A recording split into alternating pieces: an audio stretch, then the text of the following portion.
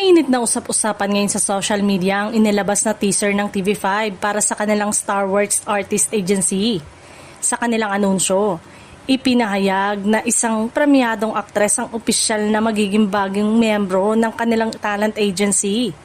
Dahil hindi pa inilalantad ang pagkakakilanlan ng naturang aktres, agad naman nagsimula ang iba't ibang hula at espekulasyon ng mga netizen. Marami ang nagtatangkang alamin kung sino ang bagong artistang sasali sa Star Wars at kung saan siya nagmula. May ilang netizen ang naniniwalang maaaring manggagaling ang bagong miyembro mula sa Kapamilya Network, habang ang iba naman ay naghihinalang isa sa dating kapuso aktres.